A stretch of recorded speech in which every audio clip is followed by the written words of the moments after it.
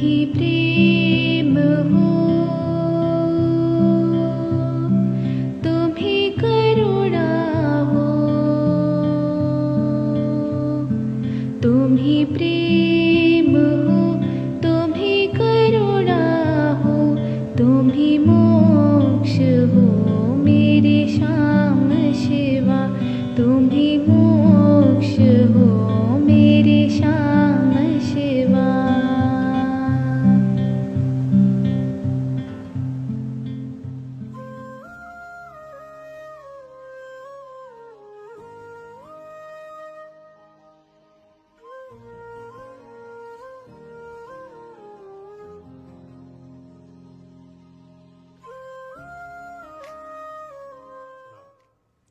पहली बार जय बाबा से शांति कुंज में मिला। एक बार उनके साथ कोरेगांव पार्क जाने का अवसर मिला, जहां पर भगवान बॉम्बे से आए हुए थे। अगली बार दीपावली में जय बाबा अर्पण में मिले, वहां सबके प्रेम का अनुभव हुआ। मैं सत्संग से जुड़ा हुआ नहीं था। जब मेरा बड़ा एक्सीडेंट हुआ, जय बाबा घर पर मिलने आए, बहुत अच्छा लगा। बाद में जय बाबा हमेशा किसी न किसी को घर पे भेजते। डॉक्टर मुन्नी, डॉक्टर सोना, ज्योति, ये सब आते, तबीयत के बारे में पूछते, डॉक्टर के प्रिस्क्रिप्शन के अनुसार इंजेक्शन देते, ड्रेसिंग करते। जय बाबा और उन सबका अनुभव, अपनापन और प्रेम महसूस हुआ जो और कहीं न मिलता। डॉक्टर मुकेश भी आते, मम्मी को देखते। कई बार इमरजेंसी में उन्होंने मम्मी को संभाला। जब भी जय बाबा से मिलता, अपनापन, प्रेम, रिस्पेक्ट मिलता। अपने साथ बैठकर भोजन करने के लिए कहते। गुरु का ऐसा प्रेम मिलना बहुत दुर्लभ है।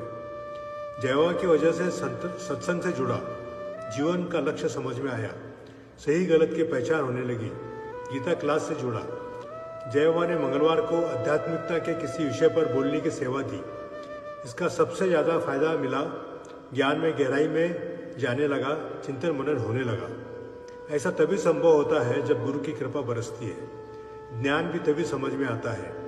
गुरु के वचनों पर चलना, उनको अपने जीवन में उतारना, यही गुरु के प्रति सच्ची श्रद्धा और गुरु दक्षिणा है। हरिओम।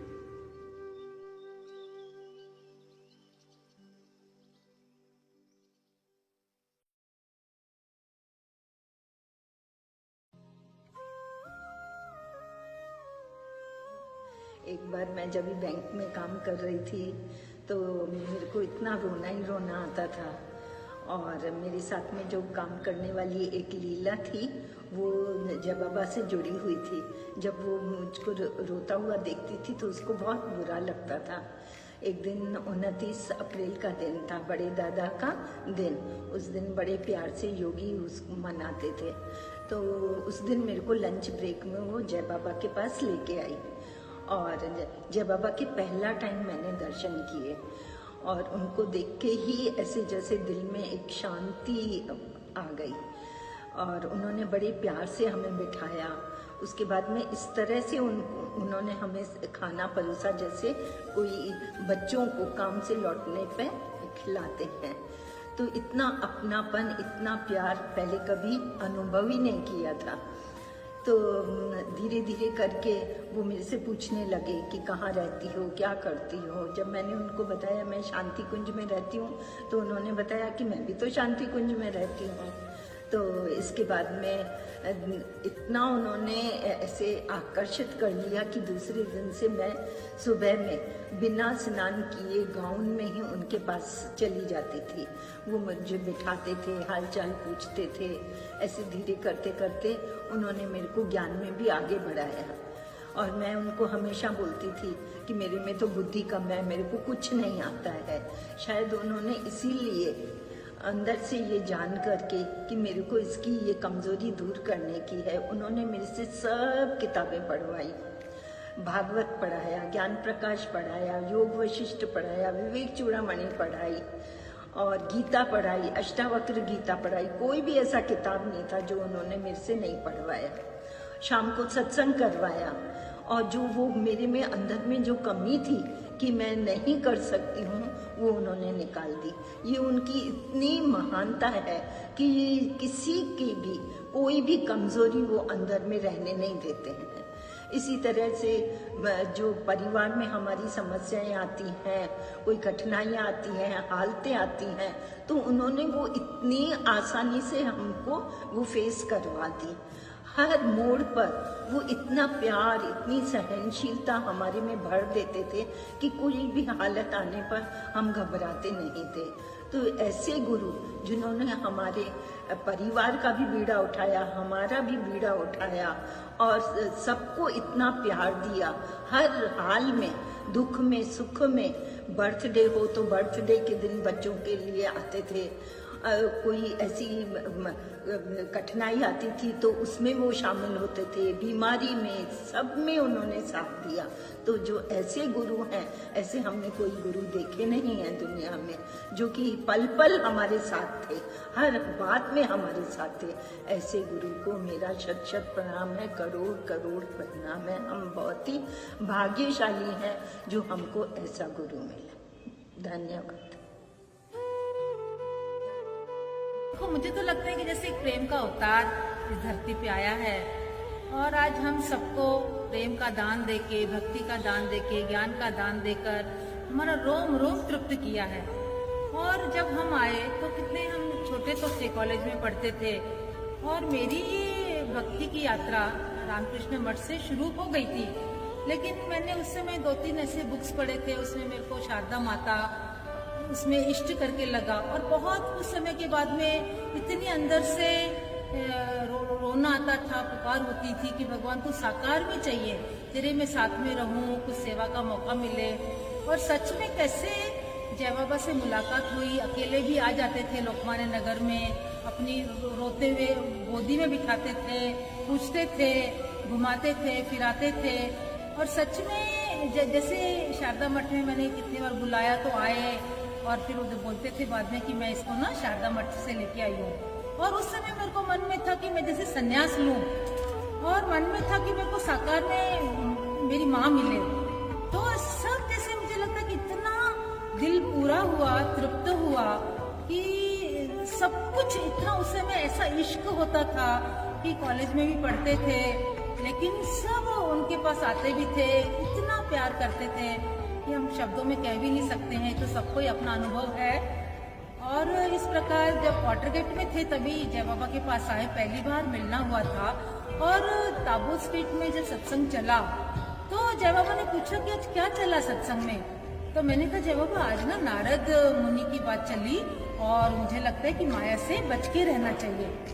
तो ऐसे हमको दरवाजे पे छोड़ते हुए आए और बोले अरे कैसे माया से बच के रहेगी, ये शरीर ही सबसे बड़ी माया है। तो देखो पहली बार, पहली मुलाकात में ही ऐसा बड़ा सबक दे दिया और सच में उन्होंने एक माया से बचाकर ही रखा। एक दलदल, संसार की दलदल है और आज इतना हर पल शुक्राना निकलता है कि भगवान, तो लगता है कि इतनी उसकी रहम, करुणा, प्रेम और इश्क। सच में संसार में जैसे कैसे इश्क में सब दुनिया भूल जाती है, ऐसे ही जय बाबा ने हमारे साथ किया। फिर समय समय पे घुमाना फिराना, कहाँ नहीं, डोमेस्टिक टूर्स भी वो देखो तो हैं, फॉरेन के टूर्स भी, सब जगह घुमाया फिर फिराया और खिलाना पिलाना, कपड़े, ये वो सब हर बात से तृप्त किया। और एक बार तो कभी हम रूठ भी जाते थे, कभी कैसे हर दौर से हमें मनाते थे। और उनके पास इतनी अदाएं हैं, तेरे प्यार के हैं ढंग न्यारे न्यारे। तो सच में उनके पास इतने ढंग है न्यारे न्यारे कि पूछो मत। अच्छा, मुझे लगता है कि ऐसा समय था वो कि हम ऐसे उनके इश्क में खींच के आते थे। और फिर कभी एक बार किसी को बोला कि अभी ना तू मेरे पास नहीं आया कर, सीधा सत्संग में जाना। मैंने मन में कहा अगर मेरे को बोलेंगे ना मैं तो कभी नहीं आऊंगी। और कुदरत ऐसे कि बहुत समय जब पक्के हो गए ना, तभी फिर बोला, एक दिन बोलते हैं कि मैं तुम्हारे घर में रोज आती हूँ क्या, तुम मेरे घर में रोज क्यों आते हैं। बाप रे, सारा रास्ता मैं और जय बाबा क्वार्टर गेट से ताबूत तक जा रहे थे, मैं रोती रोती सिर्फ आंखों से आंसू बह रहे थे और जय बाबा मेरे को देखते देखते हंसते हंसते जा रहे थे। ऐसा था वो, पर उनको पता है किस कब किस समय किसको ऊपर उठाना है। हाँ, इतना समय पे गीता सीखने के लिए गुरजानी के पास में भेजा, फिर हम बीच में भाग जाते थे जानकी के पास में, बड़ी माया के पास में, फिर बोलते थे वही है सीखन वही है, फिर हम सीरियल कैसे ये सीरियल यही लाते थे, बोलते अच्छा मता संगीत मत की मम्मी वायरे छेड़ींदस मन आने मन, ऐसे कर करके वो सिखाया, पढ़ाई पूरी कराई, फिर उसके बाद में एम्प्लॉयमेंट में नाम दे किया, जॉब करवाया, और आज देखो इतनी लंबी यात्रा उनके संग में, इतने सुख से प्यार से हंसते खेलते, पता नहीं कैसे होती है। आज भी इतनी उनकी करुणा बरस रही है, ऐसे करुणा की दृष्टि से देखते हैं, ये करते हैं। तो अभी मुझे तो लगता है कि उनके भी जितना भी हम कहें तो एक पुराण बन जाएगा, प्रेम पुराण हम इसको कह सकते हैं। पर मुझे लगता है कि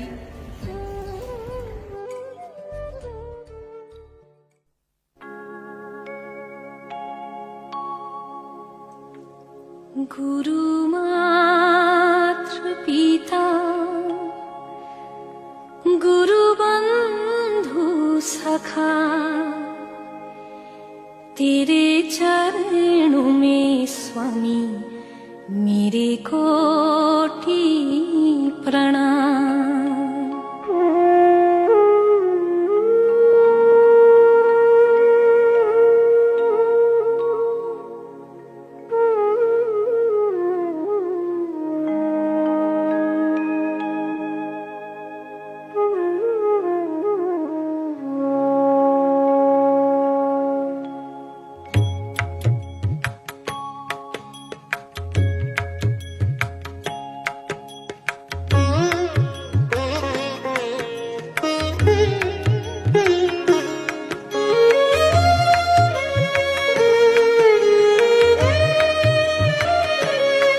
गुरु मातृ पिता गुरु बंधु सखा, गुरु मातृ पिता गुरु बंधु सखा, तेरे चरणों में स्वामी मेरे कोटि प्रणाम। तेरे चरणों में स्वामी मेरे कोटि प्रणाम। गुरु मातृ पिता गुरु बंधु सखा, तेरे चरणों में स्वामी मेरे कोटि प्रणाम। तेरे चरणों में स्वामी मेरे कोटि प्रणाम। प्रियतम तुम्ही प्राणनाथ तुम्ही, प्रियतम तुम्ही प्राणनाथ तुम्ही, तेरे चरणों में स्वामी